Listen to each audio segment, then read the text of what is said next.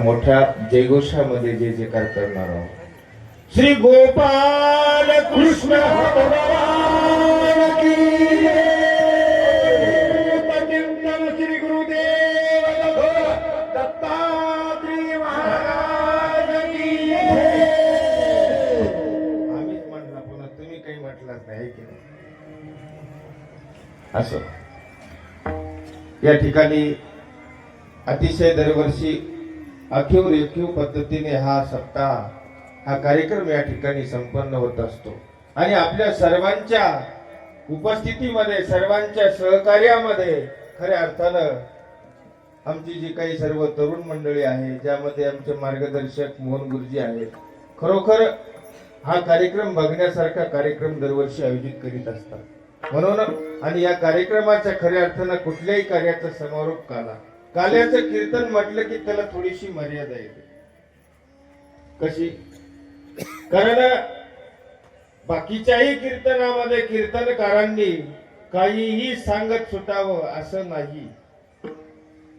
कारण प्रामुख्यानं कीर्तनामध्ये दोन गोष्टी सांगायच्या नसतात कीर्तनकाराने. एक म्हणजे राजकारण आणि दुसरी गोष्ट प्रपंचातल्या गप्पा. राजकारण का सांगायचं नाही? कारण 2 रुपयाच्या पेपरवर वाचायला भेटतं. आणि प्रपंचातल्या गप्पा का सांगायच्या नाही? कारण माझ्या समोर बसलेला सर्व वर्ग प्रापंचिक आहे. माझ्यापेक्षा जास्त प्रपंच तुम्हाला कळतो म्हणून या 2 गोष्टी सांगायच्या नाही. मग काल्याच्या कीर्तनामध्ये तर नाहीच नाही. भक्ती ज्ञाना विरहित इतर प्रेम भरे वैराग्याच्या गोष्टी विवराव्या. चरित्र ते उच्चारावे. केले देवे केले देवे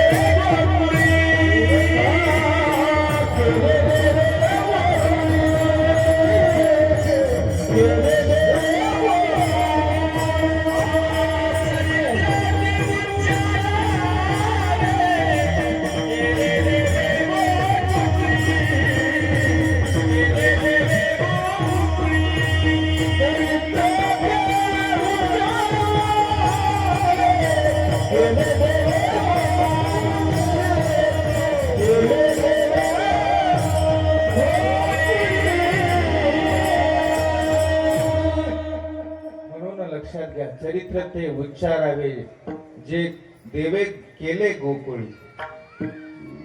आपण उच्चारावं म्हणण्यापेक्षा आचाराच्याच भानगडीत जास्त पडतो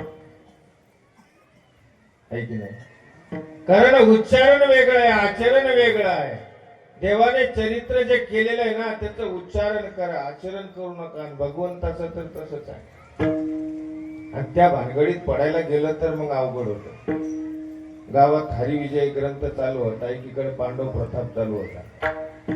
पती आला ग्रंथ ऐकून हरिविजय. कधी न बोलणार आज जेवायला बसल्यावर बोलू लागला. अरे माहितीये का म्हटलं तुला आज हरिविजय मध्ये काय निघालं? ती म्हटली याला कधीच ग्रंथ कळाला नाही मग आजपर्यंत. आज लईच बोलू राहिला. तीनदा काय निघालं? ती बी हुशार होती. सांग म्हणजे काय निघालं? अरे एकट्या कृष्णानं 16,108 बायका केल्या. ती म्हणली मग मला वाटतं एखादी अजून करावं का ना. ती बी हुशार होती. ती दुसऱ्या दिवशी आली पांडव प्रताप ऐकून. ती म्हणली अहो ऐकलं का आमच्या पांडव प्रताप मध्ये काय निघालं म्हटली आज. हा म्हटला काय. एकट्या द्रौपदीनं काय एकट्या द्रौपदीनं 5 पती केले. तो म्हणला मग माझा विचार चालू आहे म्हणे अजून एखादा करा. गोपाला गोपाला देवकीनंदन गोपाला गोपाला गोपाला देवकीनंदन गोपाला देवकीनंदन गोपाला. म्हणून लक्षात घ्या आचार्य. आता तुम्ही जर तसा विचार करत बसाल बाबा देवानं केलं तर भानगडीत जाऊ नका अवघड होईल. कारण 12 कोश अग्नी या भगवंतानं गिळून घेतला. 12 कोश आपल्याला उत्पत्तीचा चटका सहन होत नाही. होतो का. मग त्या देवानं काय केलं त्याच्या भानगडीत पडू नका. म्हणून आपल्याला सांगितलं की बाबा खऱ्या अर्थानं आपल्याला ते चरित्र उच्चारण करायचंय श्रवण करायचंय. असं त्या भगवंताचं चरित्र आहे. या भगवान गोपाल कृष्ण भगवंताचा जन्म मथुरेमध्ये झाला. प्रागट्य गोकुळामध्ये झालं. गोकुळामध्ये. आणि त्यावेळची परिस्थिती अशी होती काय की आपल्या बहिणीचं बाळंतपण करण्यासाठी नणंद यायची. नणंद म्हणून नंद बाबाचं त्या नंद बाबाची बहीण सुनंदा हे यशोदेचं बाळंतपण करण्यासाठी त्या ठिकाणी आलेली आहे. आणि आल्यानंतर सकाळी सकाळी एक दिवस नंद बाबा शेतामध्ये गेले. शेतामध्ये पहाट गेले. सुनंदा धावत पळत त्या ठिकाणी आलेली आहे. आणि नंद बाबाला म्हणते आहे सुनो नंद भैया सुनो. अरे बोल सुनंदा क्या होया बोल. अरे सुनो सुनो नंद भैया सुनो. अरे बोलती क्यों नहीं बोलना क्या हो गया. अरे सुनो नंद भैया सुनो. अरे पगली हो गई क्या. बोलना क्या बात है बोलो. अरे सुनो नंद भैया सुनो तुमको लाला भय है. असं म्हटल्या बरोबर गळ्यातल्या माळा काढून त्या सुनंदाच्या अंगावर फेकल्या आणि सांगितलं जा सगळ्या गावामध्ये सांग काय नंद भैया को लाला भय है. असं सगळ्या गावात सांगितल्यानंतर पहिलं चरण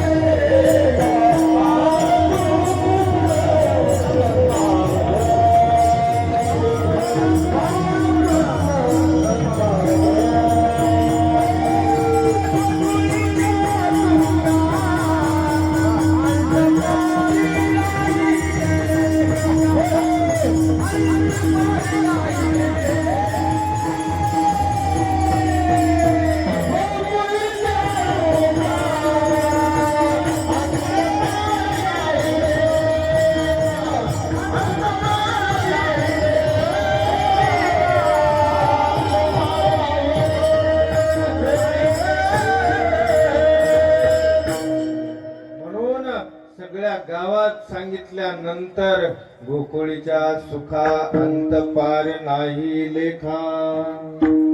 त्या गोकुळातल्या लोकांना आनंद झालेला आहे, त्यांच्या सुखाला पारावार नाही आहे.